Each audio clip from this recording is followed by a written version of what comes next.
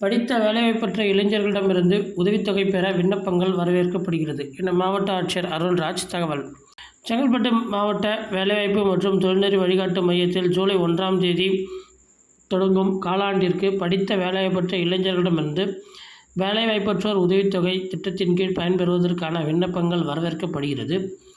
10ஆம் வகுப்பு தோல்வி, 10ஆம் வகுப்பு தேர்ச்சி மற்றும் அதற்கு மேலான கல்வித் தகுதிகளை பெற்று வேலைவாய்ப்பு அலுவலகத்தில் பதிவு செய்து பதிவினை தொடர்ந்து புதுப்பித்து 30/6/2024 அன்றைய நிலையில் 5 ஆண்டுகளுக்கு மேலாக வேலைவாய்ப்பின்றி காத்திருக்கும் இளைஞர்களுக்கு தமிழக அரசால் வேலைவாய்ப்பற்ற இளைஞர்களுக்கான உதவித்தொகை வழங்கப்படுகிறது. மாற்றுத்திறனாளிகளை பொறுத்தமட்டில் வேலைவாய்ப்பு அலுவலகத்தில் பதிவு செய்து ஓராண்டு முடித்திருந்தால் போதுமானது. பொறியியல், கால்நடை மருத்துவம், விவசாயம், நர்சிங் போன்ற தொழில்நுட்ப படிப்புகள் முடித்தவர்கள் வேலைவாய்ப்பற்றோர் உதவித்தொகை திட்டத்தின் கீழ் பயன்பெற முடியாது. அரசின் பிற துறைகளில் உதவித்தொகை பெறுபவர்கள் மற்றும் தனியார் துறையில் பணிபுரிபவர்கள் இத்திட்டத்தின் கீழ் உதவித்தொகை பெற இயலாது. இத்திட்டத்தின் கீழ் பயன்பெற மனுதாரரின் குடும்ப ஆண்டு வருமானம் ரூபாய் 72,000ற்கு மிகாமல் இருத்தல் வேண்டும்.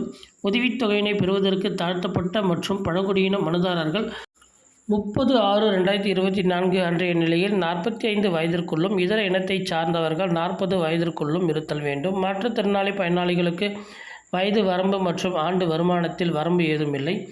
உதவித்தொகை விண்ணப்ப படிவம் பெற விரும்பும் மனுதாரர்கள் தங்களின் வேலைவாய்ப்பு அடையாள அட்டையினை ஆதாரமாக காண்பித்து செங்கல்பட்டு மாவட்ட வேலைவாய்ப்பு மற்றும் தொழில்நெறி வழிகாட்டு மையத்தில் விண்ணப்பங்களை இலவசமாக பெற்று பூர்த்தி செய்து கொள்ளலாம்.